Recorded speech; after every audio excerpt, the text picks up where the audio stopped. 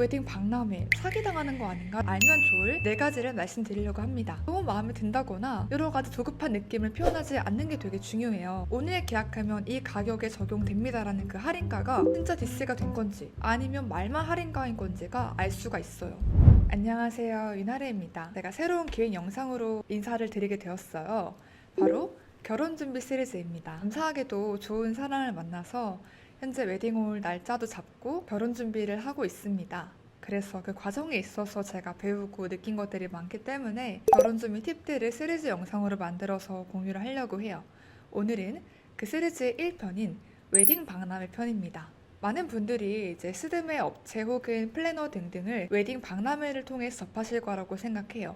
다만 웨딩 박람회 그거 독방만 쓰는 거 아닌가? 사기당하는 거 아닌가? 라는 걱정 있으신 분들도 많이 계실 겁니다. 그래서 그런 분들을 위해서 제가 결혼 박람회, 웨딩 박람회에 2번 다녀오고 실제로 업체와 계약을 해서 진행을 하고 있는 입장에서 꿀팁들을 가득 말씀드리려고 해요. 그러니까 영상 끝까지 봐주시면 많은 도움이 될 겁니다.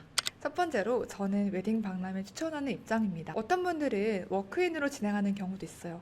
워크인이라는 건 웨딩 업체나 플래너를 끼지 않고 신랑 신부 측이 모든 업체, 웨딩홀이라거나 혹은 스튜디오라거나 이런 것들을 직접 계약하는 것을 말하는데요. 저희 커플의 경우는 얘랑 얘는 직장인이고 저는 프리랜서예요.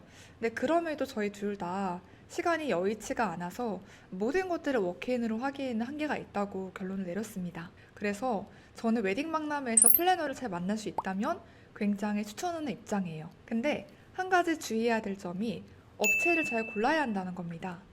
여러분이 모두 알고 계시는 웨딩 박람회 그리고 웨딩 업체 하면 가장 유명한 D사가 있습니다.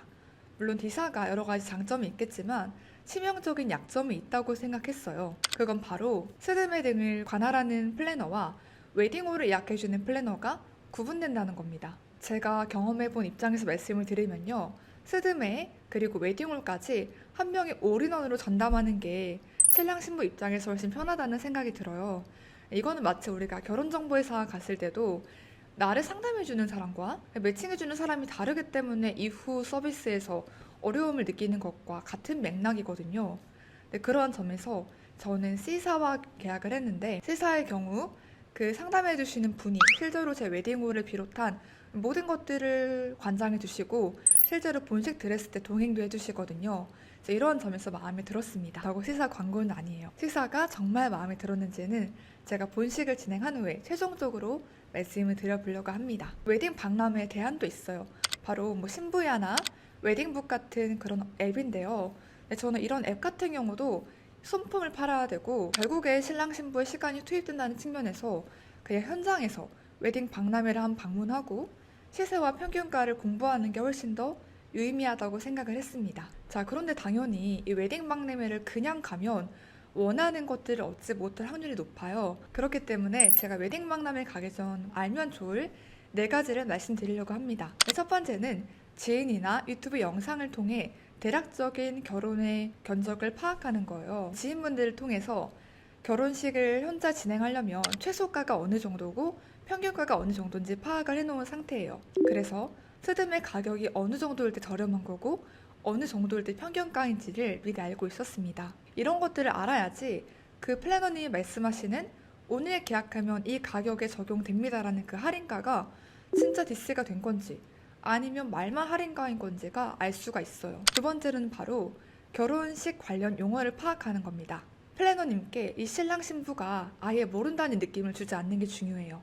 준비해보신 분 알겠지만 결혼 관련 용어가 처음엔 되게 생소하잖아요. 아까 말씀드린 워크인이라는 용어도 사실 결혼 준비 안 하면 잘 쓸 일 없는 단어고 또 이제 스드메를 준비하는 과정에서 동행도 있고 비동행도 있거든요.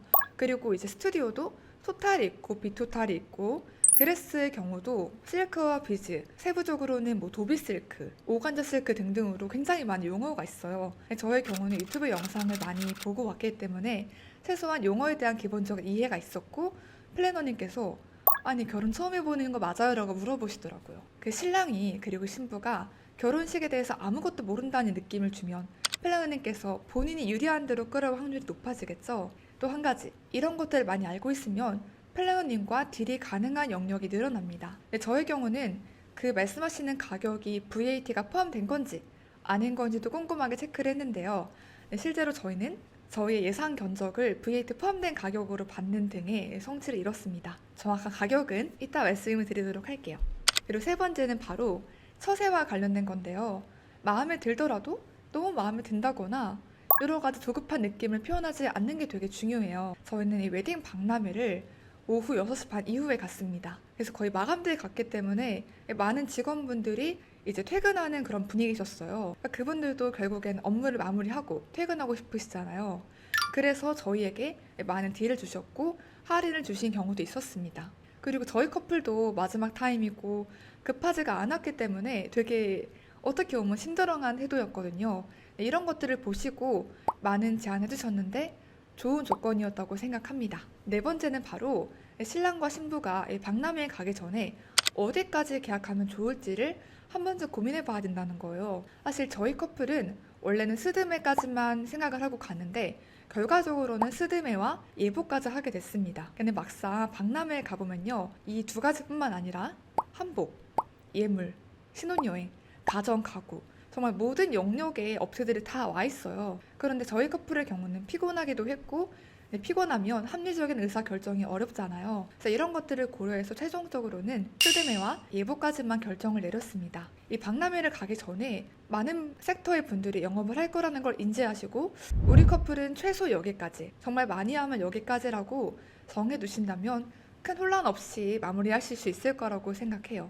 실제로 웨딩 박람회 조건이 좋은 경우도 많이 있습니다. 다만 조건이 좋더라도 미리 합의가 된 격과 전혀 예상하지 못했는데 계약을 하게 된 거는 좀 다르잖아요. 그래서 미리 꼭 이야기를 해보실 것을 권해드리고 싶어요. 영상 끝까지 봐주신 분들을 위해서 진짜 중요한 꿀팁 두 가지 말씀드리려고 합니다. 첫 번째로 최소 가격을 파악했다면 그 최소 가격에 추가금이 옵션으로 붙는 건지 안 붙는 건지를 파악하시면 좋아요. 저는 친한 언니께서 이제 블로그를 하시고 그 언니께서 결혼 건적을 쫙 정리해 주셨거든요. 근데 그 분의 경우는 좀 최저가로 결혼을 하신 편에 속해요. 근데 이 경우 그 스드메 최저가가 드레스 추가금이 따로 붙는 경우인지 혹은 포함된 건지를 알아야 해요. 제가 기억하기로 그 언니분께서는 이제 100만 원 중반 정도의 계약을 하셨는데 그 금액의 경우는 드레스 추가금이 따로 포함되지 않은 거였거든요. 그런데 저희 커플은 최종적으로 스드메를 VAT 포함 175만 원에 계약을 했고요. 이 계약금은 드레스를 프리미엄 그 이상까지도 추가금 없이 계약을 할 수 있는 거였어요. 그리고 제가 계약한 청담의 메이크업 업체의 경우 원장님께 제가 본식 메이크업을 받을 수 있게끔 계약을 했거든요. 그래서 이러한 측면에서 사실 웨딩은 추가금이 붙고 안 붙고가 되게 중요하기 때문에 이게 최저인지 평균가인지 볼 때 얼마 정도의 추가금이 붙는지도 꼭 살펴보셔야 된다는 말씀을 드리고 싶어요. 그리고 두 번째로는 공부하는 과정에서 최저가와 평균가뿐만 아니라 좀 화려하게 혹은 좀 비싼 브랜드에서 계약을 한 친구의 견적까지도 파악을 하는 게 좋다는 겁니다. 실제로 제 지인 중에서는 올해 말에 결혼식을 올렸고 스드메를 300만 원 이상으로 계약한 친구가 있거든요.